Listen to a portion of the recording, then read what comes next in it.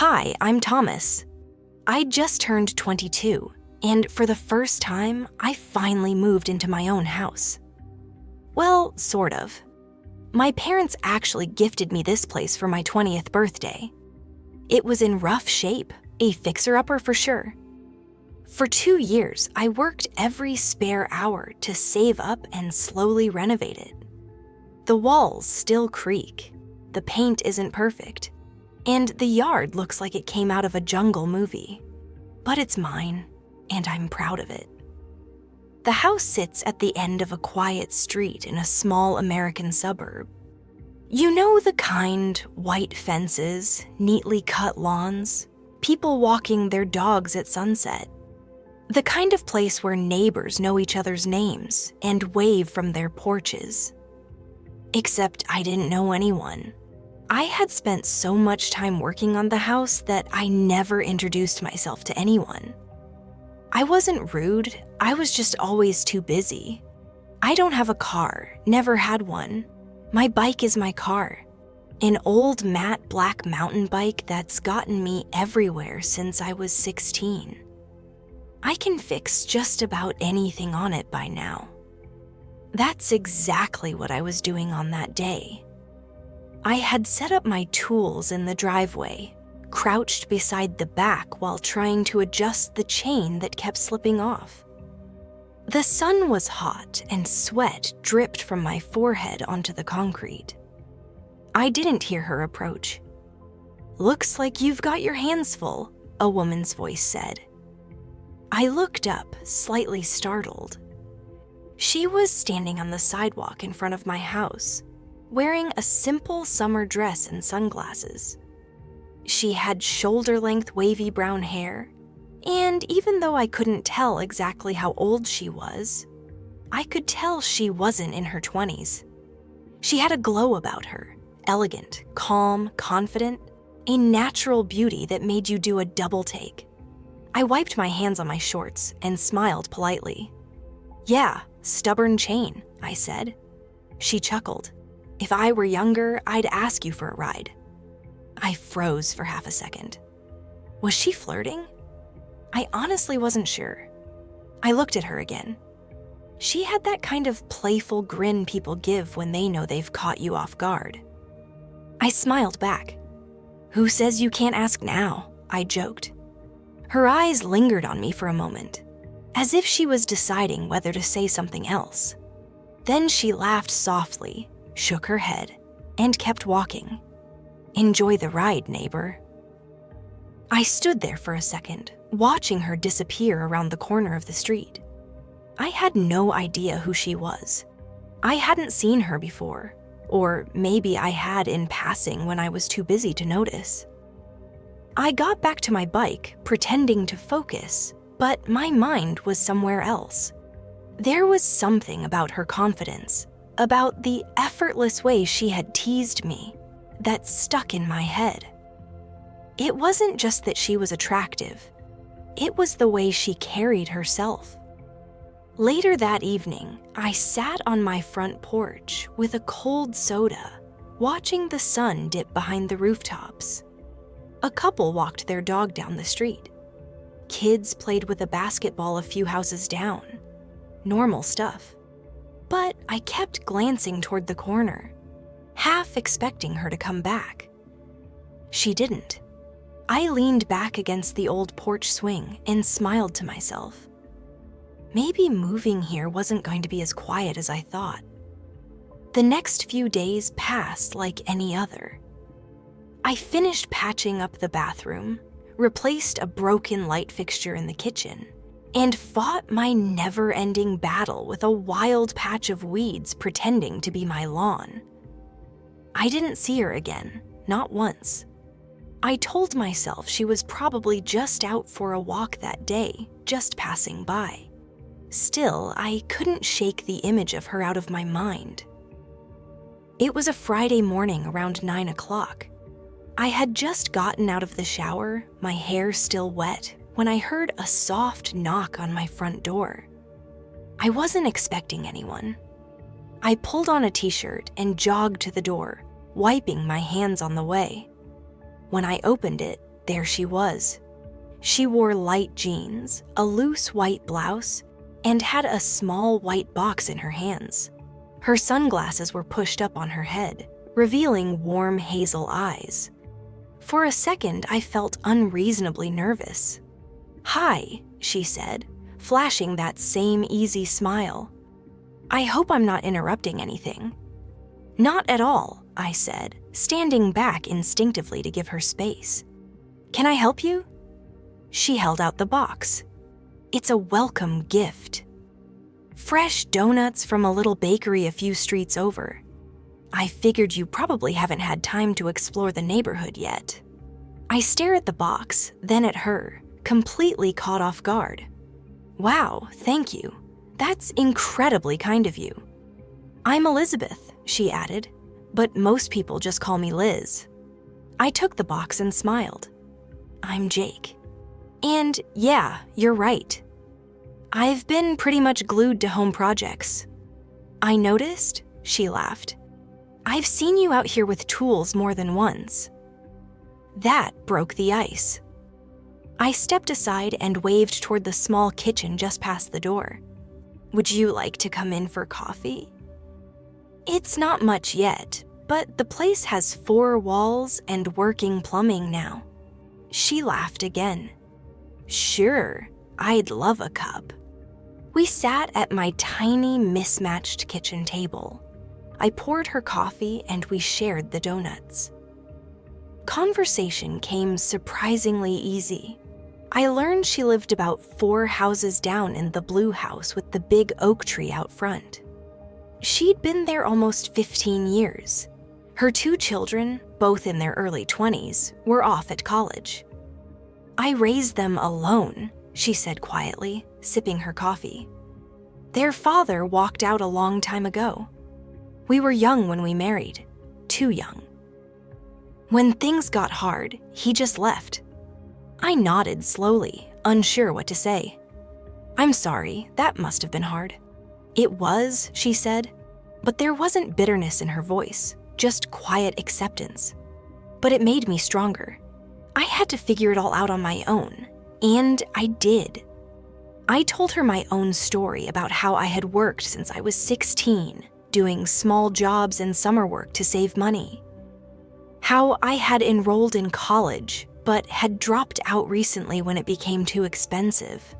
How I had poured everything into fixing this house, bit by bit, scraping by paycheck to paycheck.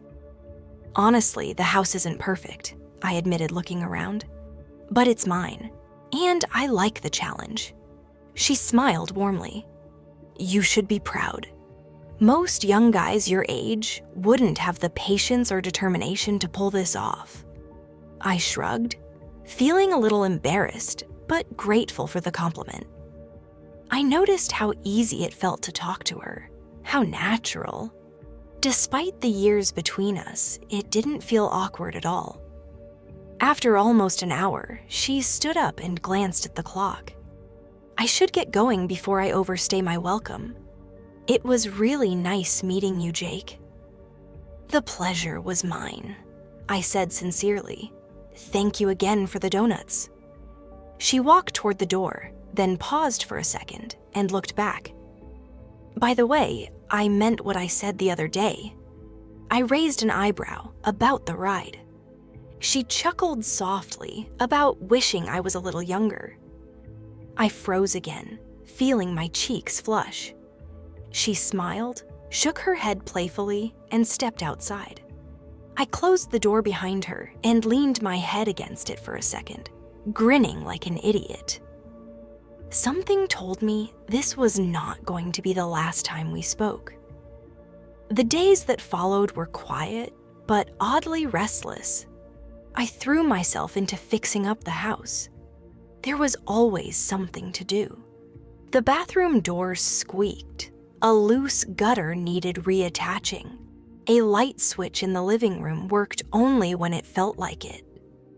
I had a running list of things I wanted to tackle, and yet every time I stepped outside, I found myself glancing down the street. I don't know what I was expecting. Maybe I hoped to see her again. It was a Wednesday, warm and breezy, the kind of day that makes you want to work outside just to feel the sun on your back. I had been out there since morning, struggling to replace a loose board on my front steps. Sweat dripped from my forehead onto the wood as I knelt there with a hammer and nails scattered around me. I heard the soft, familiar rhythm of footsteps approaching, a woman's footsteps. I paused mid-swing and looked up. There she was, Elizabeth. She wore fitted light blue jeans and a simple beige sweater with sleeves pushed casually up to her elbows. A delicate silver necklace hung at her collarbone. Her brown hair was tied loosely, just brushing her shoulders as she walked. "Hey, handyman," she called out with a playful grin, tucking a stray strand of hair behind her ear. "You're out again." I pushed myself up and wiped my palms against my jeans. At this point, I feel like the unofficial maintenance guy for the whole block. She laughed softly and stepped off the sidewalk toward the bottom of my front steps. "You're doing a good job. The place looks better every time I walk by." "Still a long way to go," I admitted, gesturing toward the uneven porch. "I guess I'm a work in progress too." She tilted her head and smiled, studying my face for a moment longer than necessary. "Aren't we all?" she replied warmly. There was a pause. Not awkward, but definitely filled with a weight I couldn't quite place. It felt like we were both trying to read each other without saying too much. I hate to ask, but she trailed off, biting her bottom lip slightly. "I have this leaky faucet in the kitchen that's been driving me crazy for weeks. I've tried tightening it myself, but no luck." I smiled. "I could take a look if you want." Her eyes lit up. "You'd really do that?" "Of course. Lead the way." I packed up my tools, brushed the dust off my hands, and followed her the short walk to her house, the blue house with the big oak tree, just like she had described the first day we talked. Her home had the charm of a place that had seen years of life, slightly faded paint, a worn but welcoming front porch, and blooming flowers lining the walkway. It felt lived in and warm. Inside, the kitchen had cream-colored cabinets and an old farmhouse sink that had probably been there since the house was built. Family photo, graduations, baby pictures, awkward school portraits. There was an undeniable energy of love and family history. As I crouched by the sink, adjusting the wrench onto the stubborn pipe, she leaned back against the kitchen counter, arms folded, watching me with quiet curiosity. "You know," she said after a long pause, "I really admire how hardworking you are. Most young guys your age wouldn't even know how to hold a wrench." I tightened the valve a little more and chuckled. "I guess necessity teaches you fast when you're broke, and everything you own keeps breaking." She laughed, a rich, soft sound that filled the kitchen. "Still, you're different." I stood and wiped my hands on an old towel she handed me. "All done. Should be good now." She tested the faucet, smiled when the drip stopped, and turned to me. Suddenly, she was just a little closer than before. Not close enough to touch, but close enough that I noticed the faint sin of vanilla and something floral. There was a beat, a silence that stretched comfortably between us. "You didn't have to do that," she said quietly. "But thank you, it's no problem." She hesitated, then rested her hand lightly on my forearm for a second. Just a touch, barely there, but it sent a ripple of electricity on my arm. "I owe you," she said, pulling her hand back. "Let me buy you dinner." I blinked. "That's really not necessary." She tilted her head again, lips curving into a soft smile. "It's just dinner, Jake." I found myself nodding before I even thought about it. Okay, sure. That Friday night, I met her at a small Italian restaurant a few minutes from the neighborhood. It was the kind of cozy place with dim lighting and red and white checkered tablecloths. The walls were decorated with old black and white photos of Italy. The conversation flowed like we had known each other for years. We talked about home repairs, funny accidents, our favorite movies, the best pizza toppings, and terrible DIY disasters. Slowly, the conversation grew deeper. She told me about her kids, about raising them alone, the nights she cried, and the mornings she forced herself to get up and keep going. There's something about an empty house after your kids leave, she said softly, swirling her wine. It feels like you've been waiting for years for a moment you never wanted. I listened, fully present, surprised at how open she was with me. I told her about my struggle in college, about working 2 jobs to scrape enough money for repairs, and my uncertain plans for the future. You've done well for yourself, she said gently. You should be proud. We stayed at the restaurant for hours, until finally we stood outside under the soft glow of street lamps. The night air was cool, but not cold. She walked close beside me as we slowly made our way back toward our houses. At the corner where her house was just visible through the trees, she stopped. "Thank you, Jake," she whispered. "I had a really nice time." "Me too," I replied honestly. She reached out and brushed her fingers lightly along my arm again. "Good night," she murmured.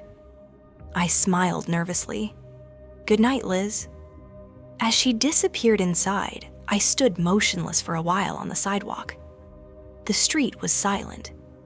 The only sound was the faint hum of distant crickets. I stood there, heart racing, not quite understanding why, but knowing something had shifted between us. I walked home under the streetlights, my mind racing with possibilities and emotions I didn't know how to name yet. The next morning felt different. I woke up, stared at the ceiling fan slowly rotating above my bed, and thought about her, Elizabeth, Liz. Everything about last night kept playing over in my mind. The way she smiled, the way her hand had rested lightly on my arm, the warmth in her voice when she said goodnight. I shook my head and dragged myself out of bed. I wasn't a kid, but I had never felt anything quite like this before. I knew the age difference was significant, but I didn't care. I liked her plain and simple. Over the next week, I found myself bumping into Liz more often. At first, it was small things. She waved from across the street while trimming her hedges. She stopped me as I carried groceries from my car and offered to help. She brought me over fresh muffins just because. One afternoon, she knocked on my door with a mischievous grin. "I can't open a jar of pasta sauce to save my life. Think you could give me a hand?" Of course I said yes. I walked over to her house and easily popped the lid open. We both laughed. I stayed a little longer than necessary, and she didn't seem in a hurry to see me go. As days turned into nights, our connection deepened. I would find any excuse to walk past her house. She would find any excuse to wave me inside. We started spending entire evenings together. We cooked dinner at her place, ate on the back porch under string lights, and talked for hours about everything and nothing. Sometimes she would rest her hand gently on my knee as she laughed. Sometimes I would tuck a loose strand of her hair behind her ear as she looked at me with those soft, knowing eyes. I remember one night in particular. I had invited her over to my place. I had cooked spaghetti, my go-to impress on a meal. We ate on my tiny patio table under a full moon. The conversation slowed as the night deepened. The air grew still. She looked at me and whispered, "You make me feel alive again, Jake." I don't know how to explain it. I swallowed hard.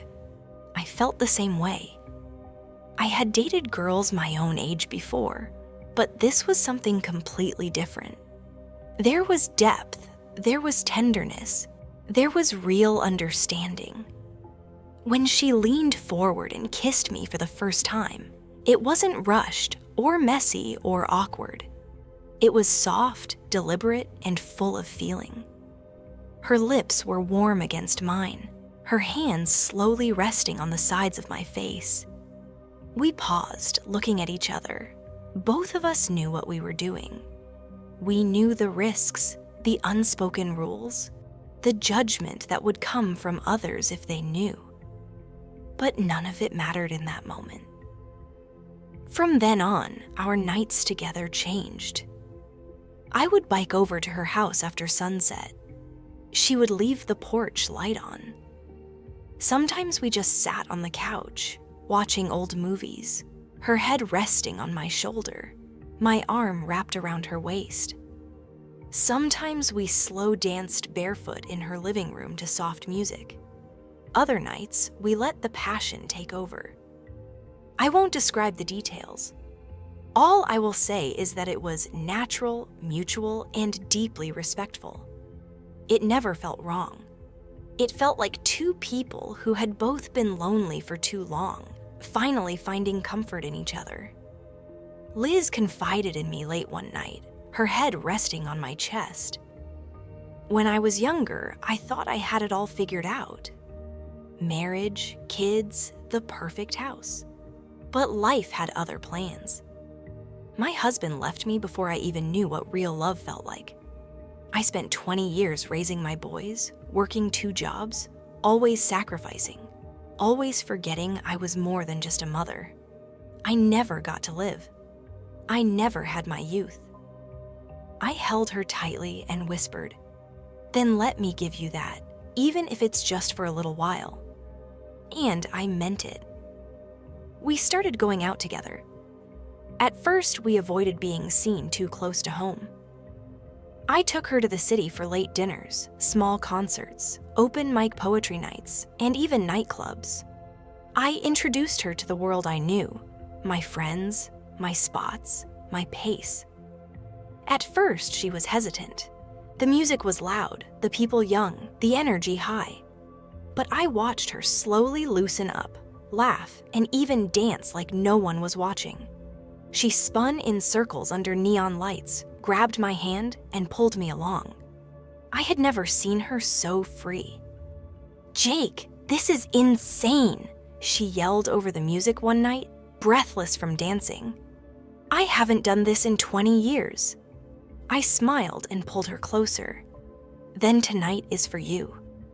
We stayed out till sunrise, walking hand in hand through empty streets, talking about everything. Dreams, regrets, hopes, fears. As we reached my bike parked on the curb, she wrapped her arms around me and rested her head on my chest. "I feel alive again," she whispered, and I felt the same. That night, as I rode home alone on my bike, I knew I was living something rare, something unexpected, something I would never forget. I never expected something like this to happen. Not here, not with her, not like this.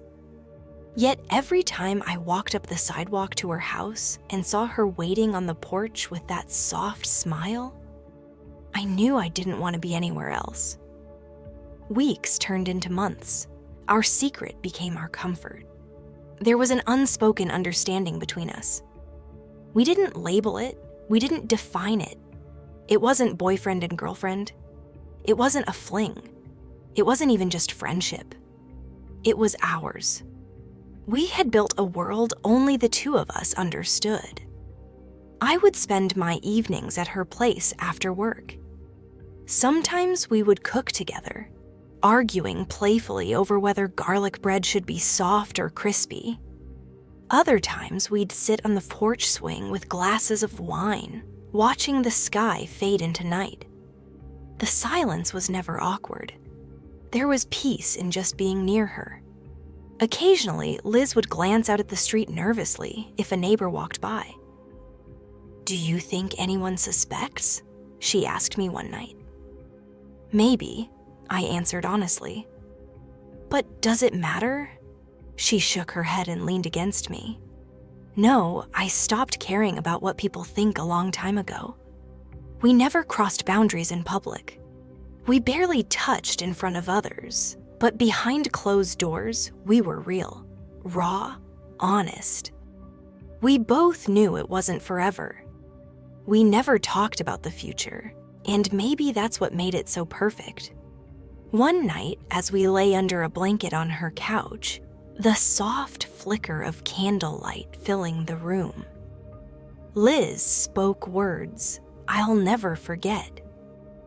"I want you to know this has been the..." I squeeze her hand. "Me too." I could feel her eyes on me, even in the dark. "I know this can't last, Jake," she whispered. "You're going to meet someone your age. You'll have a family, a normal life." I stayed silent, the words hitting me harder than I expected. "Promise me something," she continued softly. "Promise me you'll remember me, not as the older woman down the street, but as the person who made you smile when you were still figuring things out." I turned toward her and traced my fingers along her cheek. "I promise." We didn't say anything else that night. We just held each other, knowing deep down that the chapter we had written together was slowly coming to an end. As fall arrived, our meetings became less frequent. Liz became busier with volunteer work and occasional trips to visit her sons. I got a full-time job offer at a local construction company and started spending my days on job sites, too exhausted at night to do anything but sleep. We both felt the distance creeping in, but neither of us fought it. That was the beauty of what we had. It had never been about holding on too tightly. It had been about living fully in the moment. The last time I saw her as more than a neighbor was simple and perfect. I had stopped by to return a book she had lent me. She invited me in. We sat together on the porch swing one last time. There was no drama, no tears, just gratitude. "You've given me back something I thought I'd lost forever," she said quietly. "You gave me my youth again." I smiled. "You gave me something too, Liz. You showed me what it means to really be there for someone." We hugged for a long time. When we pulled apart, she kissed me softly on the cheek. "Goodbye, Jake. Goodbye, Liz." I walked back to my house under the cool autumn sky, leaves crunching under my boots, the air crisp with the promise of change. I stood on my own porch and looked back down the street at her house. The porch light was still on, just like always. I smiled. That chapter of my life was over, and I was okay with that. We stayed neighbors, friendly, occasionally waving, occasionally chatting and passing. We both moved forward with our lives. But that secret world, that wild, beautiful, impossible romance, was ours and ours alone. I never told anyone. I never needed to. And even now, years later, whenever I ride my bike past that house, I smile to myself. I remember I kept my promise